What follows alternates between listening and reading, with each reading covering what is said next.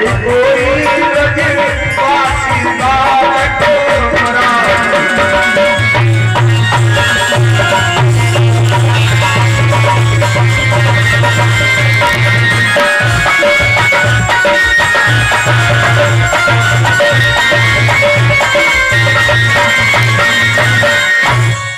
अरे नजारे कितने सूरवीर सरदारों की बलि चढ़ गई, लेकिन अभी तक हमारा वो काल जीवित है। बहन ऐसे काले समय में तो हमारी कोई मदद कर। आज कंस की बहन पूतना रूप बदल कर एक गोपी का रूप बना करके गोकुल की ओर प्रस्थान करती है। कंस से बोली भैया तुम चिंता ना करो, मैं अभी जा रही हूं तुम्हारे दुश्मन को मार के चूरन चटनी बनाए के और फांक के वापिस आ रही है। जब गोकुल में पहुंचना संकोच लग रहा है कि कहीं पकड़ी ना जाए। अब किसी तरह से उस भीड़ भाड़ में ये भी पहुंच गई जहां भगवान कन्हैया पालने में लेटे हैं। उस पालने के पास पूतना पहुंच जाती है और भगवान के सम्मुख जिस समय पहुंची तो भगवान कन्हैया ने अपने नेत्र बंद कर दिए। भगवान ने अपनी आंखें बंद कर दी। क्यों? इसका रीजन इसका क्या कारण क्या है? क्यों भगवान कन्हैया ने आंखें बंद की? क्योंकि पहला कारण तो ये पूतना पर स्त्री है और पर नारी की ओर कभी महापुरुष दृष्टि नहीं डालता। जैसा कि भगवान ने त्रेता में यही किया। जब इनके सामने सुर्प रखा है, भगवान को देख करके मोहित हो गई और भगवान से बोली कि तुम सम पुरुष नमो समदारी या संयोग विधि रचा।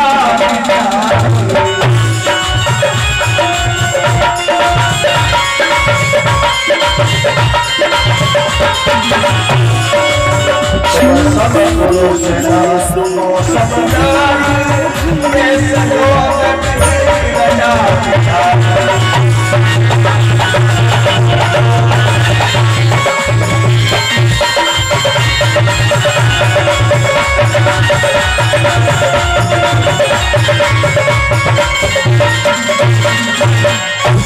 आज तुम्हारे समान कोई पुरुष नहीं दिखा मुझे अभी और न ही मेरे समान कोई नारी।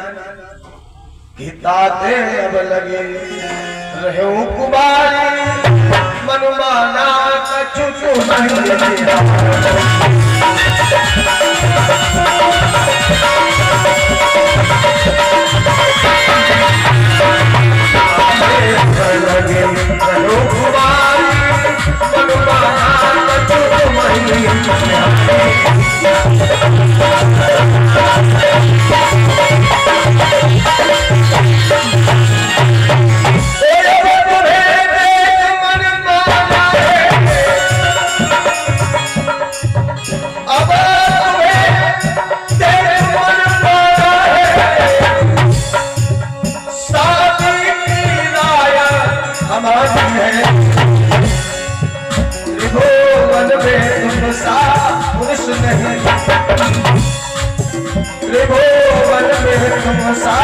पुरुष नहीं हम सीधे कहीं ना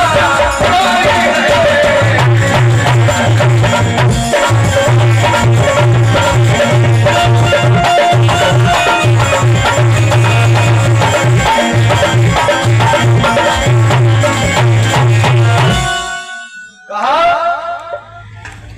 आप हमें कुछ अच्छे लगे हैं, मन माना कछ तुम्हें न्यारी। बहुत अच्छे नहीं लगे? बहुत अच्छे तो आप तब होते राम जी जब आप गोरे होते, आप तो सामने, इसलिए कुछ अच्छे लगे। प्रभु श्री राम जी ने कहा सुनो,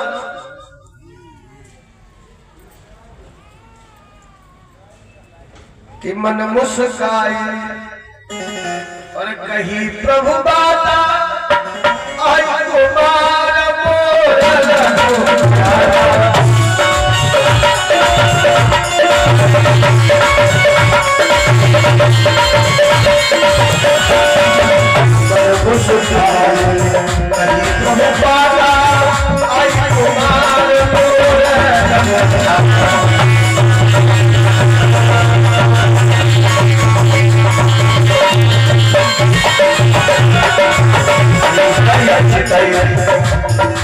मन में भगवान मुस्कुरा रहे हैं और सीता को इशारा कर दिया, सीता प्रभु पाला आई कुमार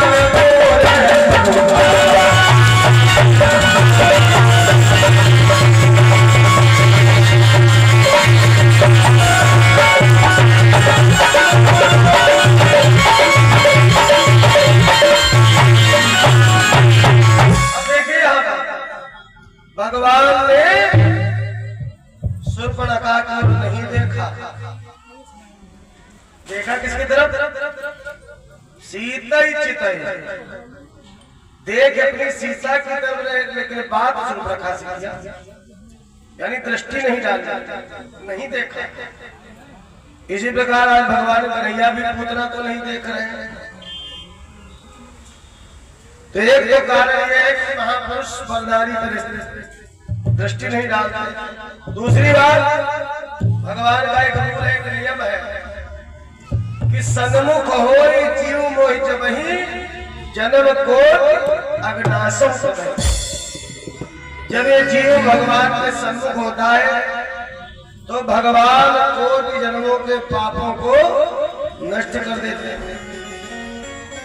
भगवान ने सोचा मेरी दृष्टि पड़ी पूतना पर, इसके तो पाप ही दूर हो जाएगा, फिर जो कार्य करने आई वो करेगी नहीं, लीला में बाधा पड़ेगी, फायदा क्या, हम इसे देखेंगे नहीं। तीसरा एक कारण और है, ये पूतना अपने वक्षस्थलों में कालकूट नाम का विष लगा के आई है। सोच रही है इस बालक को दूध पिला दूंगी, उसमें लगा हुआ जहर भी पी जाएगा, मर जाएगा। और बहुत ही तीव्र जहर,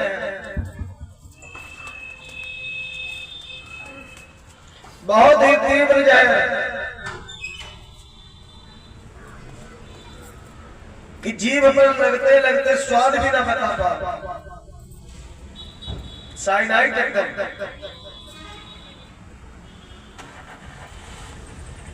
भगवान ने सोचा ये जहर वाला जो विभाग है, ये तो भाई भोले बाबा संभाल सकते हैं, हमारे बस का तो जहर है नहीं। जहर झेलना तो भोले बाबा के बस की बात है। इसलिए व्यासी महाराज लिख रहे हैं कि हो सकता है जहर के चक्कर में भगवान कन्हैया ने नेत्र बंद करके भोले बाबा का ध्यान किया हो कि प्रभु तुम आओ, जहर जहर तुम पी जाओ, दूध हम पी ले। तो कई कारणों से भगवान ने नेत्र बंद किए। पूतना भगवान कन्हैया को उठा लेते हैं गोद में और अपना दुग्ध पान कराने लगी, धीरे से, किसी को नजर न पड़े। भगवान पूतना के दूध के साथ साथ प्राण भी घुटने लगे। जब प्राण घुटने लगे, भगवान पूतना को पीड़ा हुई, चिल्लाती है बहन यशोदा, अपने लाला को मेरी छाती से अलग करो,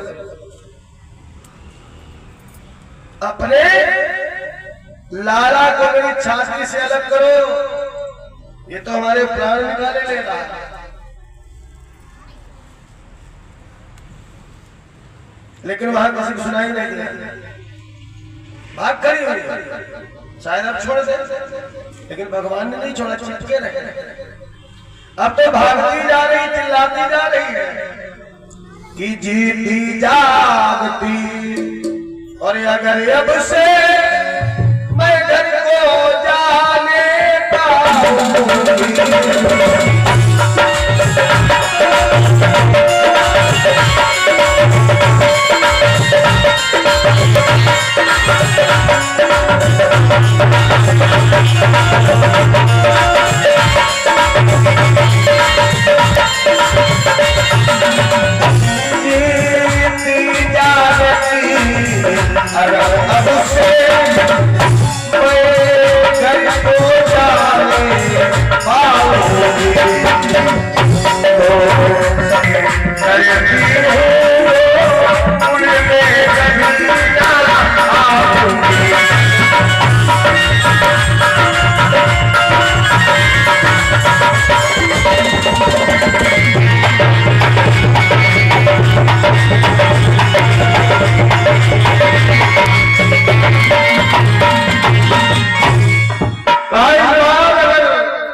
जिंदा हम वापिस लौट गई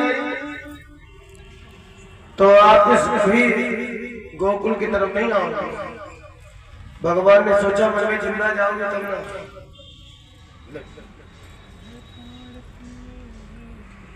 इतना भागते भागते जब जंगल में पहुंच गई तो वहां पर भगवान ने पूतना के एकदम से प्राण खींच लिए कि आई उसके और कंठ से अंतिम बार टीका,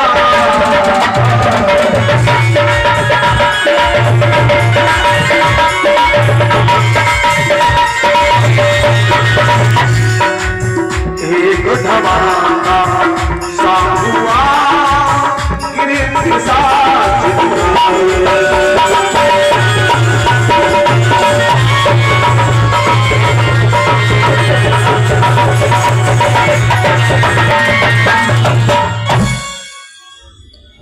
एकदम से भगवान ने प्राण खींचे, पूतना धराशायी हो गई। पूतना के गिरने पर बड़े जोर की धड़ाम की आवाज आई। कैसे?